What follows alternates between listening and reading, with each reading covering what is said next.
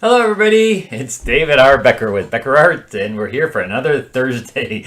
And let me tell you something, I screwed up my painting this afternoon again. This actually is a really hard one. This is actually probably one of the hardest ones we've done paint-alongs. But welcome anyways, so we're going to have a fun time today. Today we're doing a high-key painting, and high-key painting is a painting that goes from a value to maybe like a 0 up to like maybe a 4 or 5 in value, meaning it goes to that much darker. Not very dark, but as I'm going to show you, this is what I did this afternoon. It's a mess. It's kind of yeah, it's just I have to explain what I did wrong. It's not what I was expecting it to be looking like. The values are light, but they're not light enough. And I use too many different colors, and so I'll explain that to you, and we're going to try to do it a little bit better this time. So I've always had a hard time with high key painting, so we'll see if we can do one a little bit better than this one I just showed you. And I want to explain to you my workshop that I have coming up. I do have 3 coming up right in next week, and we got one coming up next week in Minocqua, and that's going to be an acrylic one. And I've got one at Dillman's, which is probably already filled, but I'm going to try to get that one. And then one up in Duluth, and we're looking at the 10th of July, 10th and 11th of July for that one in Duluth. So if you want to come to a live one, live class, that's where they are, up in Wisconsin and Duluth. And yeah, so here we go. Let me just show you. First we got to do our cheers. So tonight we have a what is it? Is it a B or a D? Delirium Red, a Belgium ale. So Belgium ale. So cheers, everybody. Cheers. I'll give you the rating on that one in a little bit. Oh wow, that's pretty good. That's gonna be about a 10 or 11. 11 is the highest, and we don't give any 11s, but that's probably a 10. All right, so let's go over here and just show you first off my supplies that I use for all you newcomers who have just come here for the first time. We do the Holbein watercolors, of course, so they stay moist and everything and they rejuvenate instantly in the palette. We got my BeckerArt brushes, and we're not going to use any Mascoid tonight, and we are going to do the Stonehenge Aqua, and so we're going with that.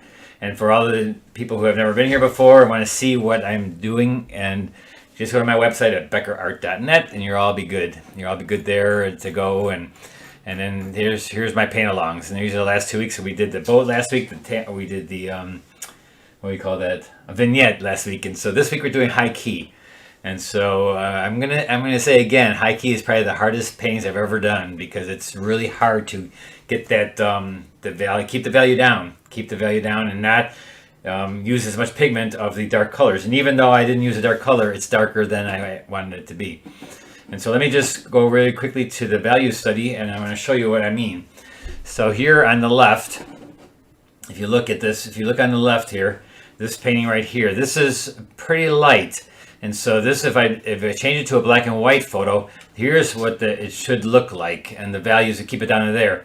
This is the composition that you want to do and figure out. This is what you want to see, that, you know, it's a very slight change of value. And with a high key, you have to be very careful with the amount of pigment you use and to not make it too dark. So if you go with, like right here, this is the dark values. You still have to have the dark to light value pattern. And that's what I did not get. And actually, I scrubbed this off. I didn't show you, but I scrubbed this off. So here's what you're looking for. The darks are right here. They're not going to be this dark. I wanted to keep it high key. And so that you only go up to about maybe a 5 at the most in the large areas. Now you can go to a number 10 value in this area right here, your center of interest area or your value of interest. That's okay, but you can't go dark with the large value pattern, and you got to keep that pattern. I don't care how dark this stuff is up here. I want to make this stuff just slightly darker than the down here. And then you have to also watch the color you're using, because if you use a color that's just a little bit too vibrant, that defeats the purpose too, because then something will pop forward because of how bright it is. And it's a little bit like that with the blue. The blue on my painting came around way too far, and let me just show you it again, what I'm talking about here. And so here's the one we did this afternoon, and you can see, look at how dark my gold, yellow, orange thing came out. That is just way too dark. That's just this now is in my dark pattern, and in my light pattern. So the pattern is totally screwed up. And so if you go back to what I was showing you before, in this value pattern, the pattern is that it's light right here and the dark is around it, around the top. Not very dark, not much darker than what it is. It's almost the same in some places, but you want to keep it like this, where it's a little bit darker. And if you again look at what I did, this is not that. And yes, I want to do a high key. I want to do a higher key than this. This is about, that's probably like a number 5, 6, maybe about a 6. But the color was so vibrant that it really is not high key as I wanted it to be. And we had some students do a not bad job, but we're going to try to do a little bit better this time. We're going to try this. This second attempt always better, and you guys are always the guinea, or my class is always the guinea pig. So you guys are going to hopefully see the right way of doing it. And before I get started, let me just see who's all here and say hello. And hey, we got Lou, we got Becky, Debbie, we got hey Dale, hey Mark, hey Mel, hey Pamela. And we'll have more people coming on as we go along here. We always have stragglers coming in at the end, and so. Again, cheers, everybody. Cheers. Cheers from the Delirium from Belgium. A Belgium ale. It's actually, it's a flavored. It tastes a little bit sweet, but it's okay. So, cheers again, guys. And if you were here on Tuesday, I did for the Duluth Art Institute, I did a little acrylic painting to show you guys how I do acrylic, my acrylic workshops that are coming up in Duluth, and so that's going to be the 10th. Let me just get this out of here so I don't cross shadows.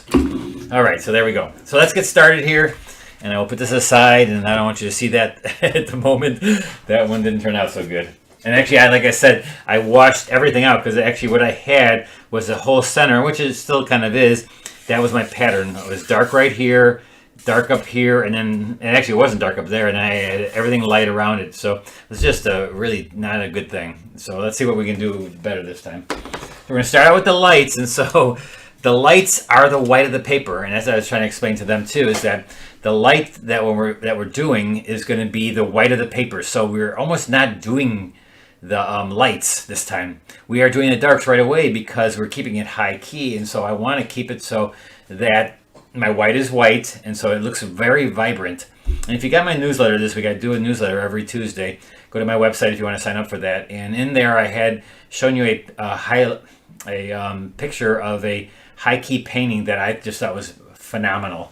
And so it was of a cat, and it was just gorgeous. And so we're going to try to do that here. So let's see if we can do that. So I'm going to start out with a lot brighter colors, and I do have colors that are opaque in my palette. Like right here, you see I have a pink. And this is Brilliant Pink and Shell Pink.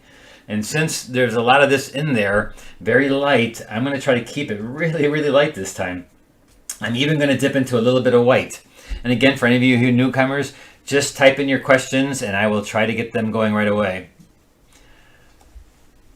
Okay, Mel. Yeah, I make mistakes too. I make a lot of mistakes. So that was one of them that I made. So I'm going to go in here. And actually, I don't even have to start out with the background because the background, we're basically doing our darks right now. My lights are already done. They're the white of the paper, so I don't have to worry about that. So we're going to go right in here. And I'm not going to use the bright blue again because the bright blue came forward and defeats my purpose of trying to get this background back there. I know that's a blue sky, and I can maybe put a little bit, but I really got to tone it down because it doesn't look bad there. I just got to really tone it down to where it's just a tint of blue, maybe a tint of blue and purple. And so I'm just going to go in here, go around my light, and actually I forgot to erase some of the pencil lines because the pencil lines are almost darker than my paint, and so we're gonna we can do that later on with the eraser when it's dry. And also, I'm going to keep the background kind of washy. And since I'm going more with a tint, and let me explain to you what a tint to me means compared to what a wash means. A tint to me means a lot of water with a little bit of pigment, and a wash is when you use a lot of pigment and just let it float into the pigment, right? To float into the wash. All right, so let's go back in here. And again, look at how light this is. I want to keep it light. No, what happened here? Come on, get back in. Focus, David, focus. Focus, not focusing. Come on, focus, you stupid camera. Come on, focus. There we go. Okay, there we go. Okay, sorry about that, guys. Sometimes it does that. I'm not sure why that is. All those technical difficulties sometimes. So again, we're going to go in here. Again, ask questions, guys. Please ask questions. I will try to answer as many as I can. I don't look up at all times, and so you may not get it right away, but I will look up every once in a while. And hopefully we'll go less than. I usually try to keep them at an hour, and I've always pretty much kept them right to that, an hour. But sometimes we get done faster, depending.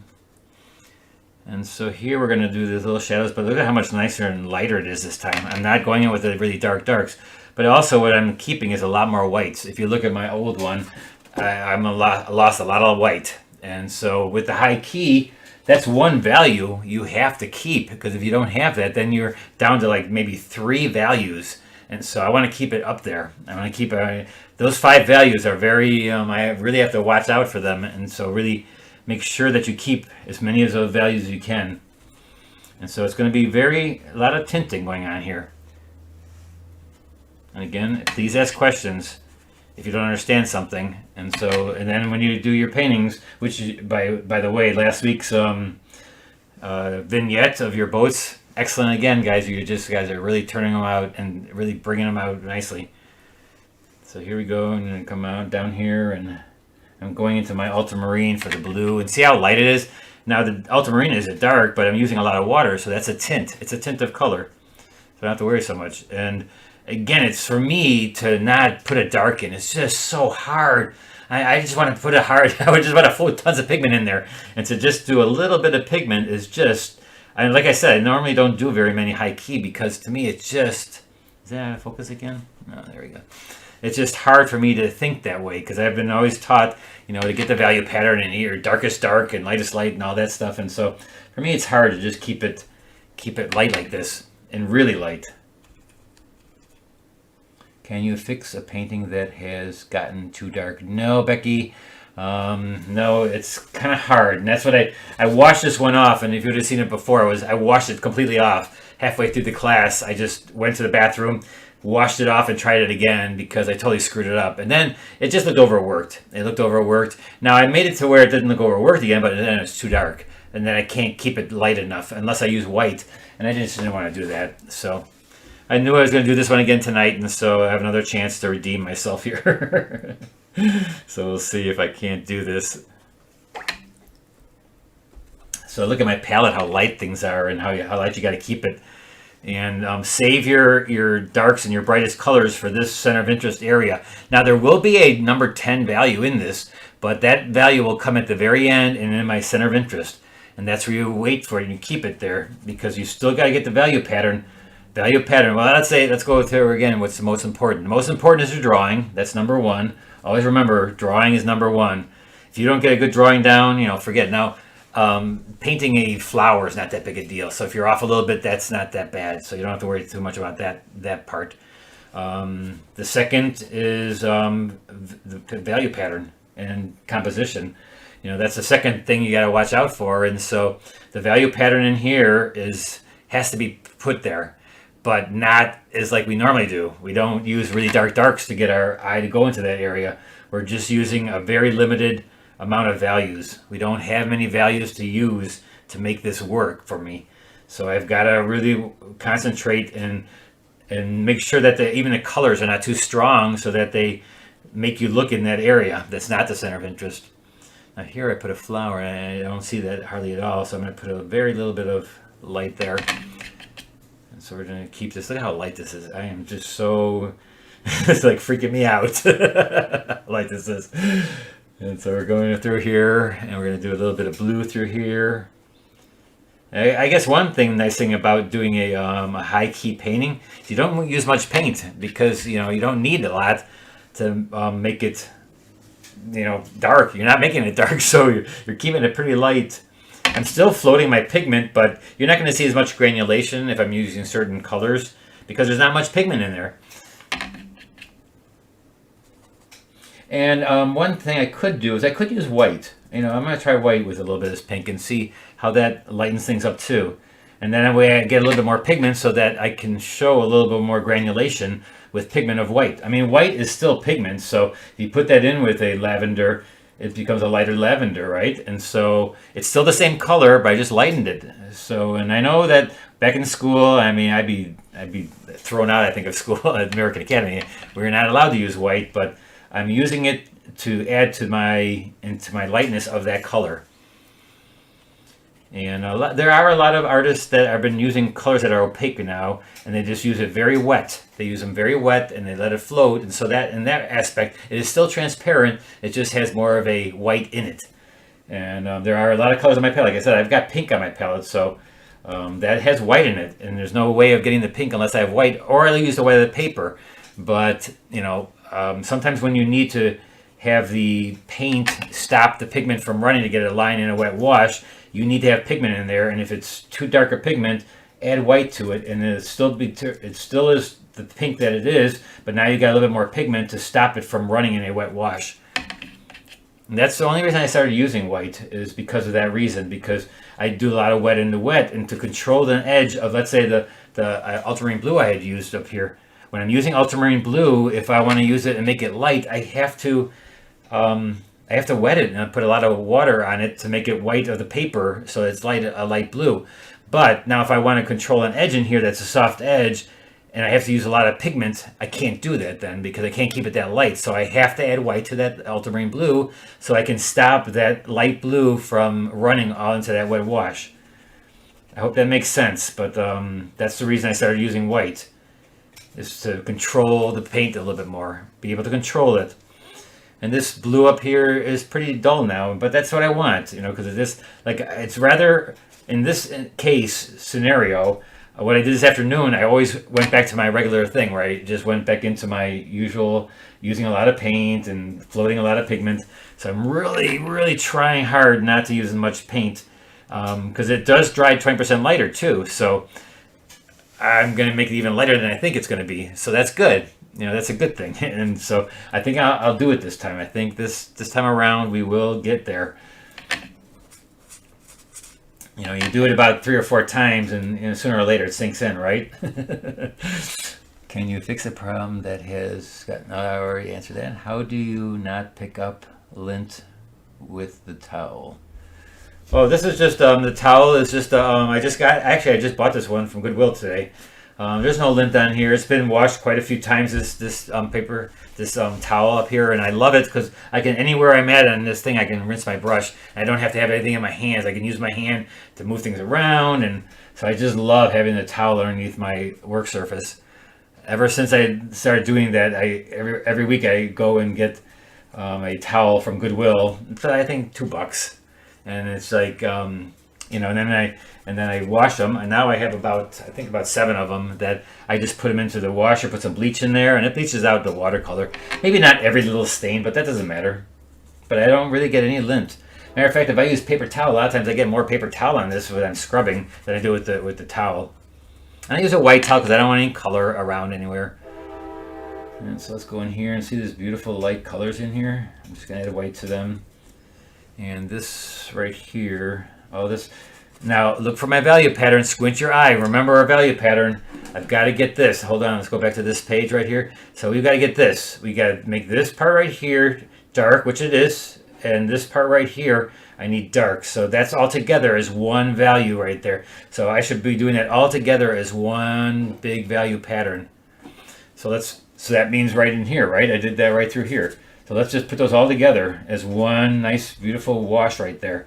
Not too dark again, but darker than everything else, because that is my pattern. You've got to keep that pattern going. And the white right here is going to stay white because that is in my pattern. It said keep that light. Keep that. That's my white area. That's my light area. This, what I'm actually doing, is my dark area, which is kind of weird because it's not dark.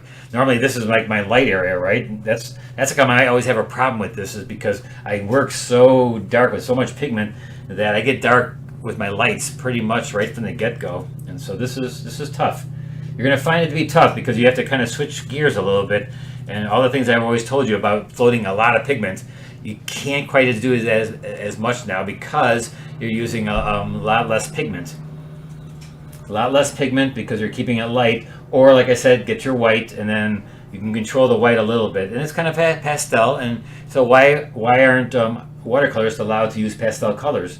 You know, that's like another reason I thought, well, I like pastel colors. I love pastels, and so as a watercolorist, why can I not use those? I should be able to use those colors.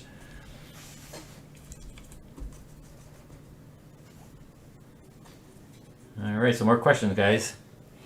When I get through here, it's like now I'm gonna wet it with this. I'm gonna wet the surface and get these soft edges, and then just it'll be a little bit dark, so we'll be almost done. Isn't this cool? How fast this will go too? And I did lose some white here. See, you have to be so careful with this because it's such a small change of value that one little bit of putting something too dark in there and you lost your whites, and they're very, very important on this one. Again, usually you get 10 values, right? From 1 to 10. Now I only got 1 to 5 at the most. And yes, these will be the number 10, the little things I have going in there, but those don't create the big value pattern. Those are just there for the details. So those are details. Those are not the big value pattern. Go back here. I left a lot more white now. See all the white I'm leaving around? That's, you know, something I didn't do before, so a little bit better on that one this time. I was so excited about getting here and trying this again because, I mean, I really, it's just, I did it twice in class today. I did 2 paintings, you know, I basically, because I washed it off halfway through, and I just realized it's like, oh, just way too dark, and actually the students did a pretty good job. They did much better than I did, actually, so that was cool that they listened to me and didn't do what I did. You're listening, so listen to what I say more sometimes than what I actually do. So we're gonna keep it that way sometimes. And like I said from the beginning, this is gonna be a harder one for you. It's just a little bit different. But as an artist, to grow, you got to try different things and try different mediums and try different techniques and try it all. I still have my airbrush right here. Look at, I've got the airbrush. Maybe we can try a little bit of that, put on there just to put a tint of something over. So we'll see how that works. And this is a great little tool. You can use the atomizer, but then you have to use your breath and everything. And so that works just as good. And it's got the motor right in it. So I just press the button and there you go. It's all ready to go. And it's spray, and I put the stuff in there. And so we may use that later just to see. So let's get this finished over here. It's so weird that you don't have to do your lights. I mean, they're done because they're white of the paper. It's just that simple. And so, and actually, I should do a little bit more spattering to get some kind of technique, because there's not much technique in this like there is with the floating your pigment. Floating your pigment, I always get so much nice things happening, like the water and the pigment dripping, and you get that granulation. And this, you don't seem to get as much of that. Look at how dark that is. Oh no! You're not gonna get me, buddy. No, that blue is gonna stay down here. No, I want to go back into my regular stuff the way I normally do it, but nope, I can't do that. There's a master artist who was a master at doing lights. He was an oil painter. I don't know if he did too many watercolors, but Soroya, if you look at some of his beach scenes of the people on the beaches that he had, oh my God, the lighting and stuff it didn't use many darks. Everything was light and just spewed beauty of the light. You can still see the sun. The sun still works, it still gets really bright. All right, so that's pretty much my area covered. My big value pattern is covered. It's like right in here, it's my dark, and I got the lights, and then like what we had back here was darker, right? So this I'll make a little bit darker later. I can do that now. Hey, why don't we do it now? Let's get a little bit of this purple and lavender in there. Maybe I'll come in here and get a little bit darker, because that was what it showed in my value study, right? It was around here, and then in here was the light, and then that part, the value. I can never say it enough, guys. You've got to follow the value study. You have to follow the value study. You have to follow that. That's just the pattern. That's the composition of your whole painting. You can put whatever colors you like in there, but to a point. I mean, if you get some bright colors that you're trying to push something back and you're getting too bright colors, then you gotta watch that. But try to keep the value pattern that you put together in your value study. And if you didn't do a value study, at least turn your photo black and white so you know what's dark and what's light in your pattern. Middle tones I don't go for very much. I don't worry about the middle tones because they can go to either side. See how the towel is just so great. I just rub around here and I wash it out later. I don't have to worry. It's just I tap down on my board here. All right, so what are we doing next? Okay, well, basically we're doing our details now. And so now we go into and figure out which is more important. This area right here, right? And so I can't do right here because that's wet still. So I'm going to go right into here, work my way over this way. So instead of making this little branch up there in the corner, in the upper left corner is a little branch right there, you never put a triangle in the corner. So I'm not even going to put that in there. I will maybe spray a little bit of texture up there just to, be fun, make it fun. I always like spattering. I know a lot of you don't like spattering, but I love spattering. I don't know. It just, to me, it makes it look so much more like a painting and not like a photograph.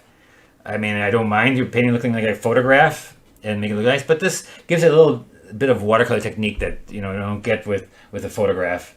I know it's kind of a messy technique, but it's fun. I enjoy it. You don't have to do it. It's up to you. And now we're going to go in and I'm working my way this way. I'm just going to get this flower has a little bit of darkness underneath here a little bit. And look at how I used a lot of pigment there. And so it's dry right here, so I can get a hard edge, so you know that. And I'll put a little violet in there, make it a little bit darker. But it's not so dark that it's past a 5. It's still up there in about a 5, 4, 3, 2, and 1 value. And then I'll use my smaller brush, my smaller round number, what is that, number 8 brush. And then we'll do the little stems on it. And the stems are green, and we can do that. I mean, it's no big deal. Put a little green stems in there. I don't have a green on my palette. I did that as composed green, not compost, composed green. And then we're going to make my quinacridone gold with any of the blues, make a beautiful green. I don't need to buy a green. I just mix my greens. And so we just go in here, and we just kind of come down. And I'm just going to make those little stems there. Nice little stems. They can be even a bit darker. Because now I'm getting into my details, and I'm getting to my center of interest. Don't be afraid of getting to a number 10 or 9 value. It's okay. It's not going to be very big. It's just going to identify a little shape right here. And it can focus your eye over this way. That's what you want. You want your eye now to focus over here. So you make it a little bit darker. It's okay. It's still going to be a high key painting, and you're just identifying your center of interest a little bit more. Here I'm getting a little bit more of a brownish for the stem. And actually it's wet here. And I'm actually kind of glad it's wet, so that way I can make it look soft-edged and out of focus. And that's okay. Sometimes when you want something out of focus, that's how you get a wet edge, right? How you get a soft edge. You wet the surface. That's how you get a soft edge. And I have, this is neutral tint. It's a color that many of these famous artists, these guys from Australia and all these New Zealand, they're all using these neutral grays and a lot of grays. And they're doing a lot of city scenes, and so they use a lot of those colors in their work. So now I'm going to go in here and get the center of these flowers, which are kind of yellowish. These, I think, are the flower itself is like a apple blossom tree, I think. I didn't quite know exactly what, it's some kind of blossom tree. I don't know if it's apple or pear or, who knows. I don't know that completely. So now I can get a little bit darker, but again, watch it, because you really have to watch that you don't get too dark, because all of a sudden my eye will go in that spot, and do I really want it to go in one little spot like this? No. So just gotta keep it slender and keep it not too crazy. And I can draw details. Look at my stem just went away because it was all wet, but that's okay. It's gonna be like a little bit soft edged, and I'll go back in later, put the hard edge on top of that.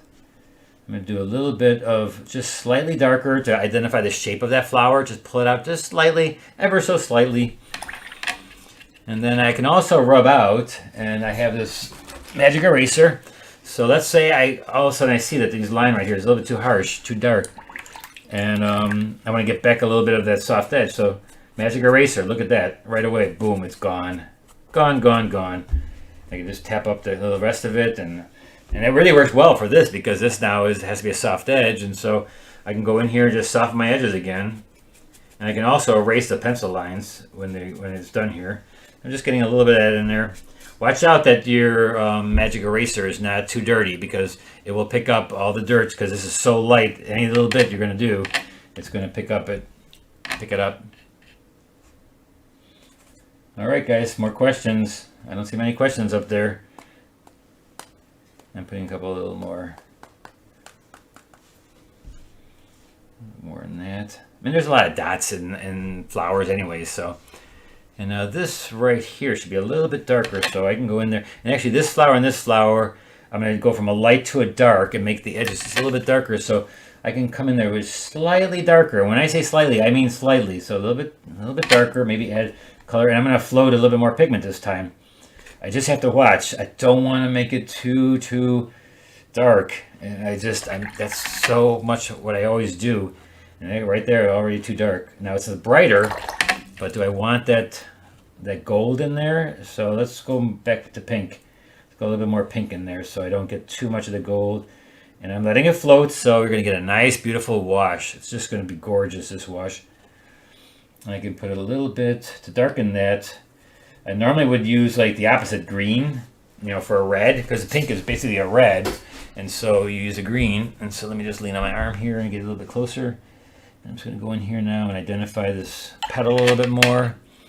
And actually in the photograph it's a little bit lighter and whiter, so I'm just going to put a little white in there, let it just float, give me some edges on there. Alright, and then this one has a little bit of the gold and right there. I can't tell you how much I want to go in there with darks. It's like, oh, come on, I just got to get in there with the really dark. But nope, don't do it. I'll be so proud of you guys if you guys make it nice and light like this. I'd just be so happy for you guys. Do it like my class. My class did a much better job than I did. Like I said, just get in there and keep it light. You save yourself some paint too. And just get in there and give me a beautiful, beautiful, light, high-key painting. And again, for anybody that's new here, put it on my Facebook group page, and then we'll all talk about it. We'll all talk about you, how well you did, actually. So if you want compliments, you can get them there. You can get people that, if you want to ask questions and get answers too, get them there. And to find it, just go to my website, and I've got a link there to where you can get to that group. It's Achieving Group on Facebook. And so we're going here. See, I'm working the details now. A little bit of detail in this petals, and it's kind of funny because I'm looking at the photo, and the photo is just so so less color, But I mean, it's not bad putting color in. But the photograph is just here. I'm gonna put a little white in there with a little pink. I'm getting a little bit too dark in certain spots, and so I want to keep that light. I know I keep on saying that, but I have to keep it saying to myself, because otherwise I won't do it. It's just I'm trying to talk myself into keeping it light. I don't want to make that mistake again, because you saw what I did before. Look at how nice that's looking. See how it just collides up there? Oh. Hi David, couldn't figure out how to do chat on the TV, so got out computer. I love that you are challenging yourself as well as us. Oh yeah, we always try to do that.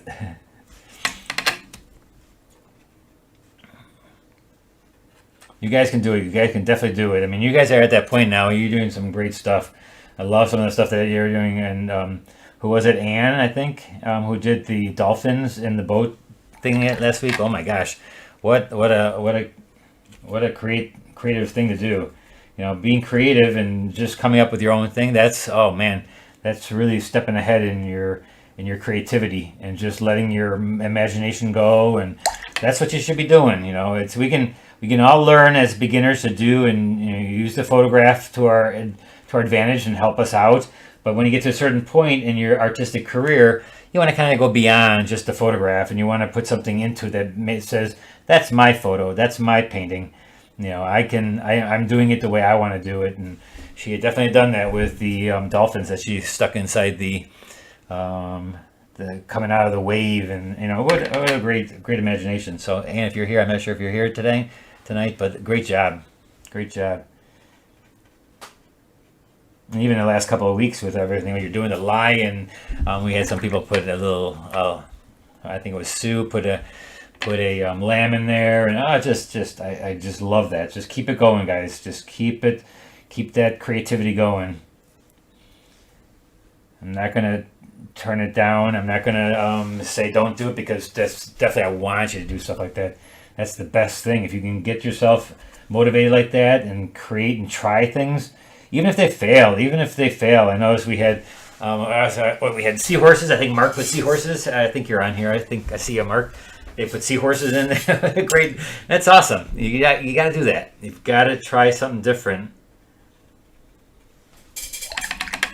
So this section over here, I'm going to think it's kind of like a little light, so I wonder if I should be putting darker in there. Well, let's just go back to our stems, and then we'll see. Because I don't want to overwork it. And so I'm mixing a little bit of alizarin crimson, a little bit of violet, and then I'm going to put a little bit of, what color should I put in there, make it brown. Maybe a little orange in there. Maybe a neutral tint. And definitely purple. Let's get purple. You know me and purple. I love that purple. So where should it be the darkest? Right where it comes off here. Is it dry yet? Yep, finally dry. So now I'll make a nice hard edge there. And I can, now it's really small, yes, but I can float pigment inside that too. And I don't want it to be too clean, because it's kind of out of focus. So I'm going to take a little bit of orange and float it in there too. You know, just it'll be dark, but I'm going to put color in there. I don't care how small that is. You can put these colors that you have elsewhere in there. You know, it's dark already, but then I can throw and flow some color in there. So just kind of float it in there so you get a little bit more color. And I'm breaking up the stem a little bit so it's not so perfect like a line.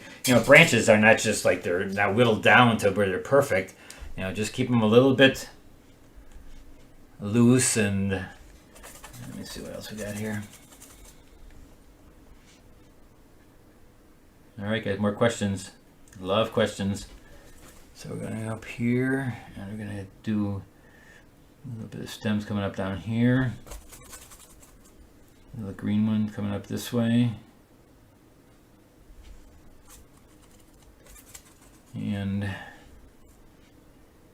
if you want to have really have fun in one of my, come into one of my workshops, the one at Dillman's is going to be watercolor this time. In the fall, I will be doing that acrylic or water media one.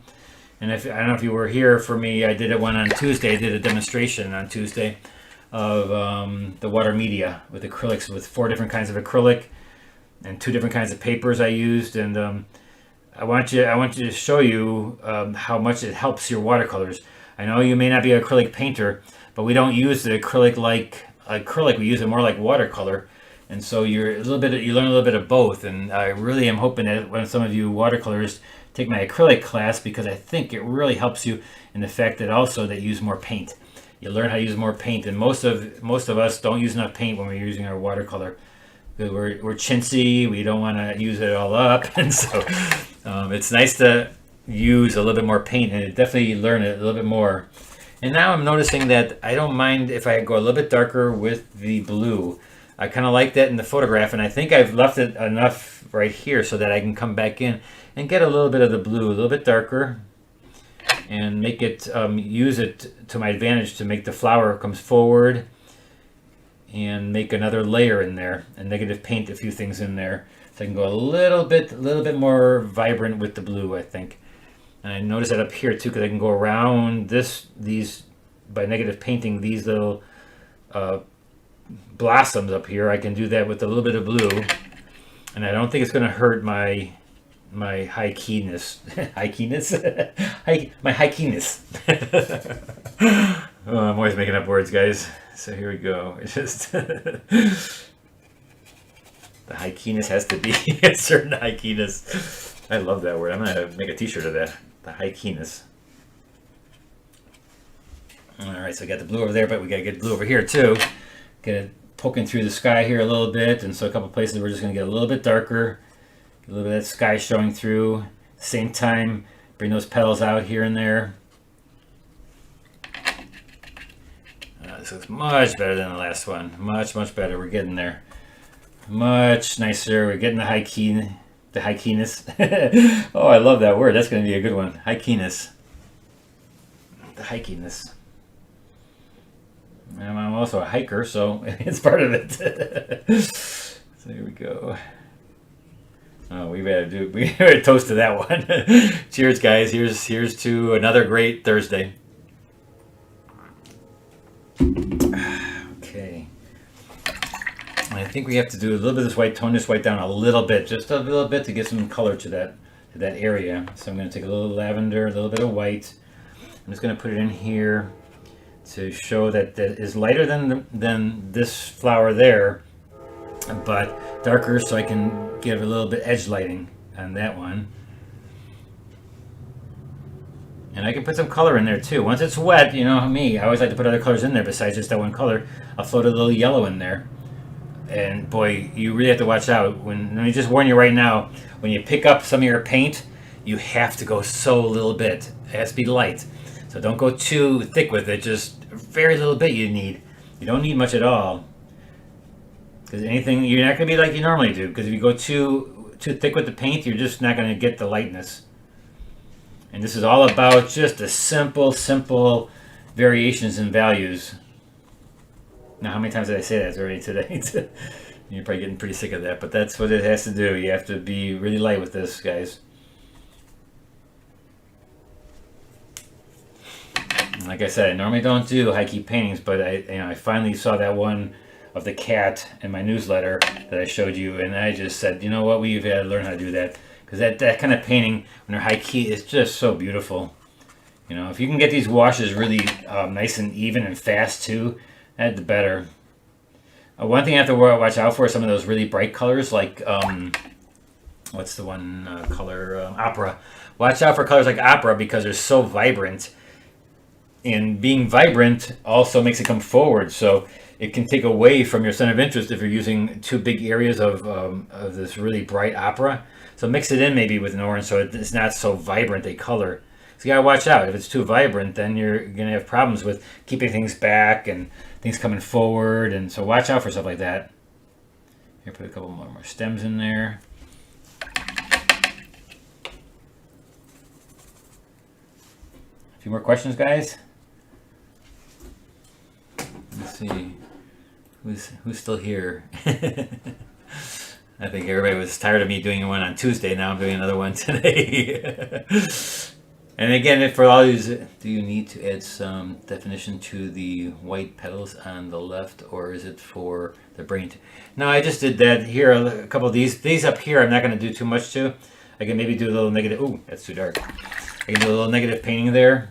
But I did a little bit of that right here. But you want to keep some of it, like you said, for the brain to kind of fill in there. So I'm just going to do a couple like right here, maybe a couple things, but you know, a lot of things, like you said, the brain will fill in. It knows its flowers, it knows it's has a little bit of dark beside that, and so things like that, your brain fills in the blanks, the blank areas.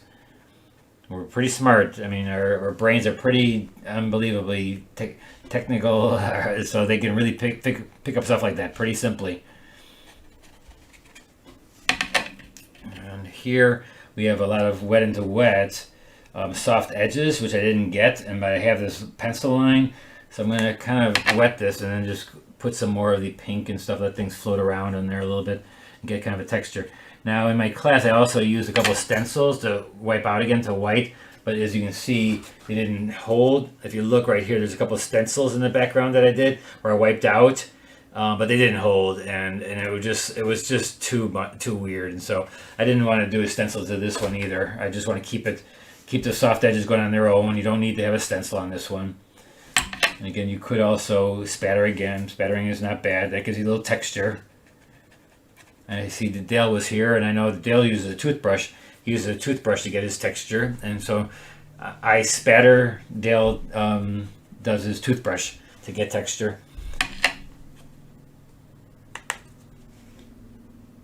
And Dale also teaches up at Dillman's. I think he already had his class at Dillman's, but there's plenty of people up at Dillman's who are some really. I had 2 students come back from Eric Weigart's class, because I tell people to take all teachers, you know, not just me. You can learn a little bit from me and then learn from somebody else, and just take a bunch of different teachers, because you learn from everybody. and then you kind of create your own style from that. Little by little, you just get different perspectives. We're all kind of say the same thing in certain different ways, basically, and then sometimes we say things in the same way, and so you just pick up different things from everybody. I think we're getting pretty close here. Let me just look at it. I need a few more little creative darks, like some really nice darks. I need a few more of those, just here and there, just to kind of let my eye go right over here, and so that my center of interest sticks out. I want it to be I want you to see this part first. And so maybe these little stems here. It can almost be photographic when I'm doing these right here. Because I'm doing them really tight right here, because that's the one area I want you to look at first. I don't want to get too crazy with the detail of the big values, but I do want to get creative with some of the little values, the parts that are creative, like the little lines and the little stems, and maybe a little texture in some of the things. Now there's a few more of these green stems that I got to get, and now we'll be good to go.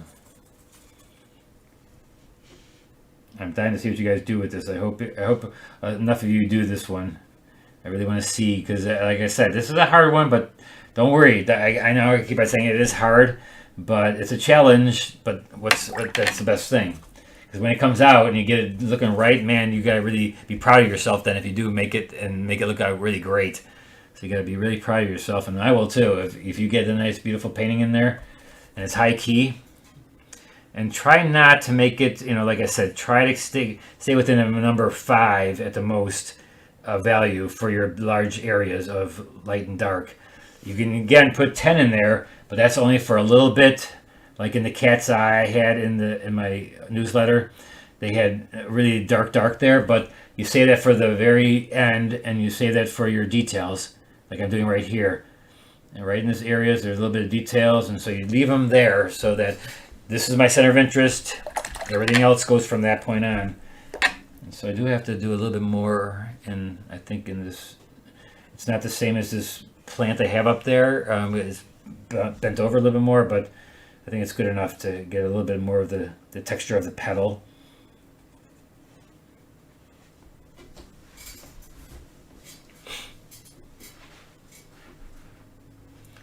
Thanks, Dixie. Thanks, Debbie. Stencil. Debbie asked about a stencil. Stencils are, I don't have one with me right here at the moment, but I get stencils at stencilgirlproducts.com, and they're basically what they are. They're stencils. They're cut out shapes and stuff. And what I do is I put the stencil onto the paper, and I take my eraser, my magic eraser, and I rub back to the white of the paper, or I spray a darker color in it, so that whatever the stencil is. Do I have one here? Let me just check for a second. I don't have one on me right at the moment, but yeah, it's a piece of plastic, like a stencil, like you can see on the walls. You can do, people do on their walls, they stencil lettering and stuff like that. Well, you do it on a painting, and it's kind of like generic shapes. Maybe a triangle shapes that are all lined up and stuff like that. But it's not gimmicky. It's just a way of making your painting look a little bit nicer at times. I've used them, and sometimes they look really great. Sometimes they ruin the painting, so you just have to watch it. I definitely have ruined a couple paintings with the stencils. Again, you gotta practice and try. You never know. You just gotta try. Give yourself a shot, and if you don't try, and nothing comes of anything if you don't try it, at least. Yeah, you may fail a couple times, but hey, this is my third painting of this, and so third time is a charm, right? So a couple more dots, and I think we're done here. We'll keep it nice and high key. Look at how high key that is. This part bugs me a little bit here because there's not much going on there. So let me just get another little stem right there, or a little bud or something. I just want to get a little bud. Maybe a little bit of some kind of negative painting of the bud here. It's just, I felt like as long as I keep it within the value pattern that it is right here, then I'm good. It seemed like it needed something here down on this end. And that you see too, you put it away for a while, bring it back, and you'll see things sometimes that need a little changing or a little bit of addition to, and you can catch that. And Do I do one more going this way? No, this way? How about one going up here a little bit?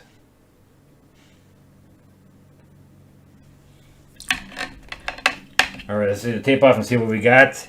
And we'll call it quits for another painting on Thursday night painting. Oh wait, no, I gotta look at this. This is way too light.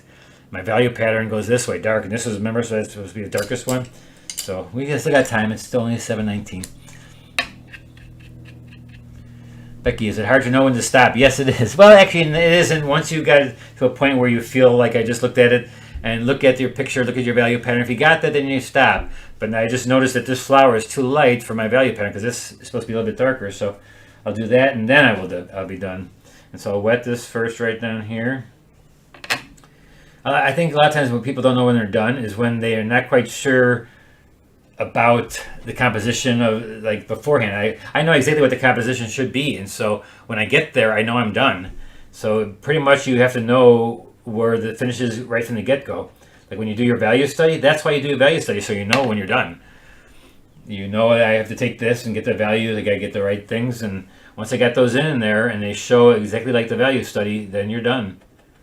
It's the people who don't quite know what they're doing and they're not quite sure what the values of certain things are going to be. Because I always ask my students too when they're working on something. I go, well, what's the value going to be right there? And if they tell me they don't know, well then, how are they going to finish if they don't even know what's going to be happening with that certain spot in their painting?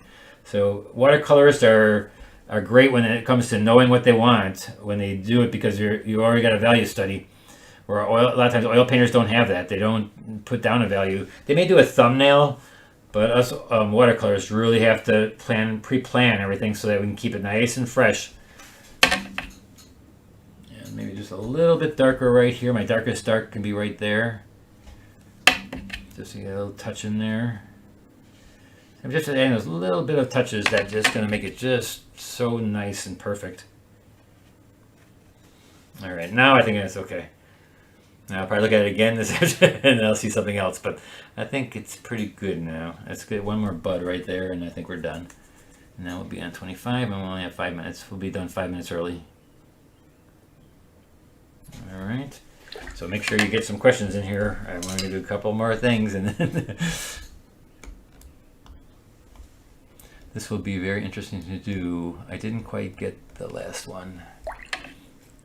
You didn't get the boat. A lot of people don't like drawing boats. One of my favorite things. But if you ever don't like something like, if you don't want to do flowers for your high key, find yourself a different thing, like the cat that I showed you, or something. But keep all the values. Like I showed you, the values were really dark on one spot and then really light in the other thing. So do that. Just take and lighten the whole thing up to where everything in most of the things, the values in the picture are like a number 5 of value.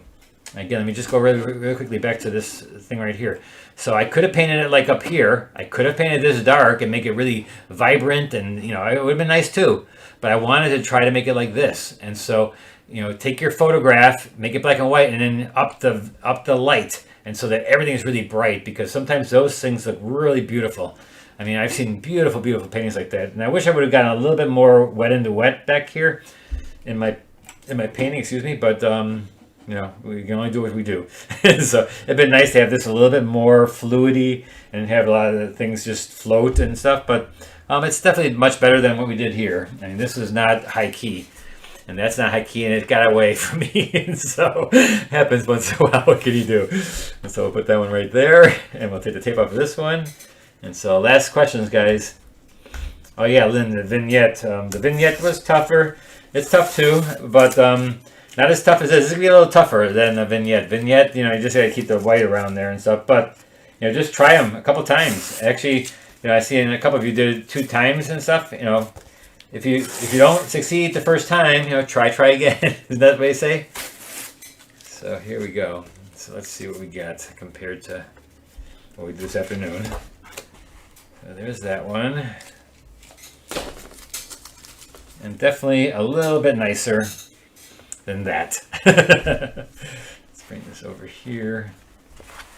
Yeah, a little bit nicer. All right, so another Thursday's gone by, and so I'm going to be gone next Thursday. I may have to shift my paint along I may go from a Thursday. I'm not quite sure yet because I'm traveling up to Dillman's, up to Minocqua, Wisconsin on Thursday. So it depends on what time I get up there. And if I have good Wi-Fi, I can maybe do it at a friend of mine's cabin. So I may be able to do it there. And then the following week, I'll be at Dillman's, and I'm not sure if they have enough Wi-Fi. So I may be doing some plein air pieces that you can maybe follow along with the plein air. And so just follow my newsletter. I'll let you know exactly what we're doing every week. And so from that point, let's go to here, and I can show you that. Oh, what happened here with my name? My name's way up in the corner here. There we go. So I will see you next week. Maybe plein air, maybe not. We'll see. And if I do switch it ever, again, watch my website, and everything's on there. All the dates and everything is on there. So until next Thursday, have a great week, rest of the week and the weekend. All right, guys? And happy Father's Day, all you fathers out there.